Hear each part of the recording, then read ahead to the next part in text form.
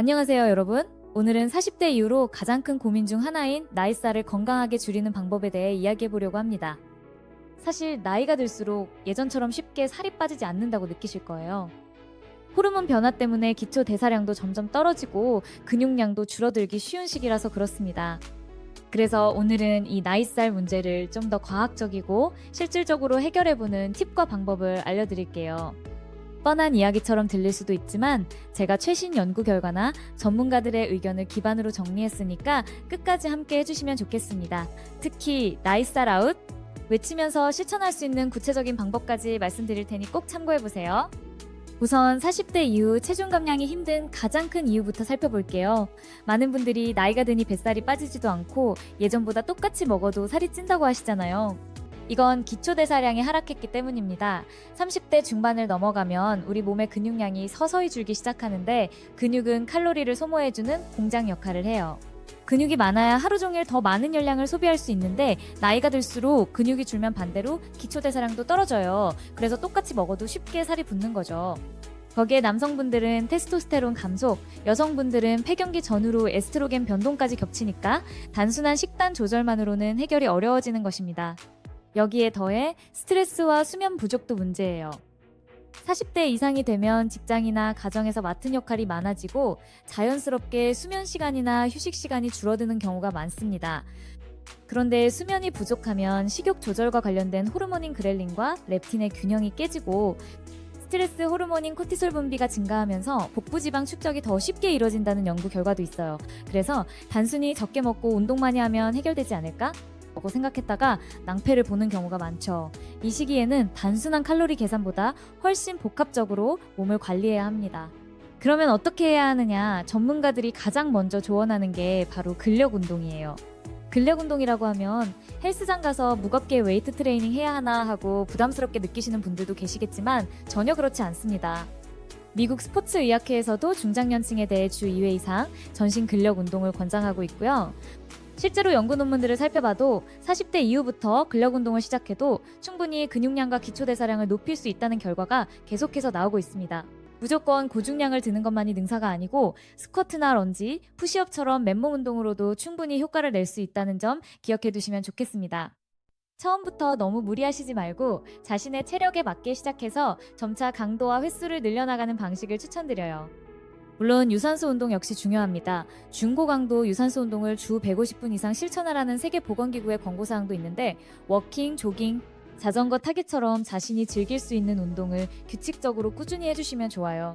하지만 40대 이후에는 특히 근력이 빠르게 감소하므로 유산소 운동만 열심히 하고 근력 운동을 소홀히 하면 근육 손실로 인해 오히려 기초 대사량이 더 떨어질 수도 있습니다. 체중계만 보고 체중이 줄었다? 하고 기뻐하다가 나중에 근육량까지 잃었다는 사실을 깨닫고 난감해질 수 있으니 근력 운동을 꼭 병행해 주시는 게 핵심 포인트입니다. 다음으로 식단을 살펴볼까요? 먼저 무조건 굶는 다이어트는 비추입니다. 이 방법은 근육을 함께 소모하기 딱 좋거든요. 굶어서 체중을 급격히 빼면 일시적으로 숫자는 줄 수 있지만 장기적으로는 기초 대사량이 더 떨어져서 요요가 오기 쉬운 상태가 됩니다. 세계적으로 영양학 분야에서 많이 인용되는 연구들을 봐도 극단적인 저칼로리 다이어트는 장기적인 체중 관리에 오히려 해가 될 수 있다는 점이 리피들리 지적되어 왔어요. 그렇다면 어떻게 먹어야 하느냐? 단백질 섭취가 굉장히 중요합니다. 여러 국내외 연구에서 중장년층은 하루 체중 1kg당 1.2, 1.6기 정도의 단백질을 섭취하는 것을 추천하고 있어요. 이전에는 성인 기준으로 1kg당 0.8g 정도면 충분하다고 봤지만 40대 이상부터는 근육 손실을 예방하기 위해 조금 더 높은 단백질 섭취가 권장됩니다. 물론 고기만 무작정 많이 드시라는 게 아니라 생선이나 콩류, 달걀, 두부, 견과류 등 다양하고 질 좋은 단백질원을 균형 있게 섭취하시라는 뜻이에요. 또한 탄수화물에 대한 오해도 짚어볼 필요가 있어요. 단순당질을 지나치게 많이 섭취하면 안 좋다는 이야기는 맞습니다. 흰쌀밥, 흰빵, 설탕이 들어간 과자나 음료수 등은 혈당을 빠르게 올리고 인슐린 분비를 급격히 촉진시키죠. 하지만 우리 몸은 에너지원이 필요하고 특히 뇌 활동에는 탄수화물이 중요한 역할을 합니다. 다만 정제되지 않은 통곡물, 현미, 귀리, 퀴노아 등으로 탄수화물의 질을 높이는 것이 핵심입니다. 식이섬유가 함께 들어있어 혈당 조절에 유리하고 포만감도 오래 유지해주니까요. 40대 이후 체중 감량이 필요한 분들은 식단뿐 아니라 생활 습관 개선도 꼭 챙겨야 합니다. 하루 중에 걸을 수 있는 시간을 의식적으로 늘리는 것, 장시간 앉아있지 않고 30분 정도 천천히 걷는 시간을 가져보세요. 짧은 시간이지만 혈당 조절과 소화에도 도움이 돼서 일석이조 효과를 볼 수 있습니다. 또 하나 빼놓을 수 없는 게 바로 수면입니다. 제대로 쉬어줘야 호르몬도 안정적으로 유지되고 근육 회복도 잘 일어납니다. 밤 10시에서 새벽 2시 사이에 성장 호르몬 분비가 활발해지는데 이때 잘 자야 근육 합성이 원활해지거든요. 아울러 코티솔 수치가 높아지지 않도록 충분한 휴식과 스트레스 관리도 필수적입니다. 일상에서 자기만의 스트레스 해소법을 꼭 만들어 두시길 권장해요. 명상이나 가벼운 호흡 운동, 조용한 음악 감상, 가벼운 산책 등 뭐든 좋습니다. 그래, 내가 좀 쉬어야지 하는 마음가짐 자체가 오히려 더 건강하게 살을 빼는 지름길이 되곤 해요.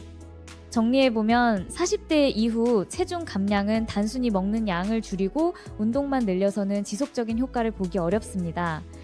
호르몬 변화, 근육량 감소, 스트레스와 수면 부족이라는 여러 가지 복합적인 문제를 함께 고려해야 하죠. 그래서 전문가들이 공통적으로 말하는 핵심은 크게 세 가지예요. 첫째, 근력 운동으로 기초 대사량을 지키고 오히려 늘리는 것. 둘째, 충분하고 질 좋은 단백질과 건강한 탄수화물을 비롯한 균형 잡힌 식단. 셋째, 수면과 스트레스를 잘 관리하여 우리 몸의 호르몬 시스템을 안정적으로 유지하는 것. 이 세 가지가 골고루 맞물려야 나이살 아웃을 외칠 수 있는 겁니다.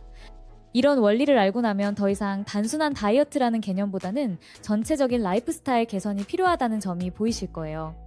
처음부터 모든 걸 완벽히 할 필요는 없어요. 오늘부터 할 수 있는 작은 것, 이를테면 매일 스쿼트 10개라도 해보자. 저녁에 흰쌀밥 대신 현미밥으로 바꿔보자.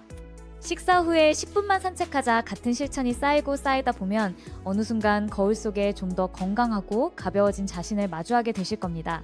마지막으로 한 가지를 더 강조하자면 40대 이후에는 몸의 신호가 예전보다 늦게 오기도 하고 더디게 바뀐다고 느낄 수 있어요.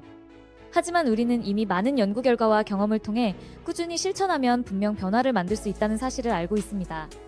운동이든 식단이든 전문가들이 조언하는 길이 빠른 길은 아닐지 몰라도 확실한 길인 건 분명해요. 그리고 그 길이야말로 몸을 해치지 않고 요요 없이 오랫동안 건강을 유지하면서 체중을 감량할 수 있는 방법이기도 합니다. 오늘 제가 말씀드린 내용이 여러분의 실천에 조금이라도 도움이 되었으면 좋겠습니다. 나이살 때문에 자신감을 잃었거나 의지가 약해지는 분들이 계시다면 괜찮습니다. 지금부터 차근차근 시작해 보시면 돼요. 우리 함께 건강하게 몸을 만들어가면서 즐거운 40대, 50대 그리고 그 이후까지도 활기차게 살 수 있었으면 좋겠습니다. 지금까지 함께 해주셔서 감사하고요. 저는 다음에 더 유익하고 깊이 있는 내용으로 돌아오겠습니다. 꼭 오늘부터라도 작은 실천 하나씩 해보시고 나이살 아웃 함께 외쳐봐요. 감사합니다.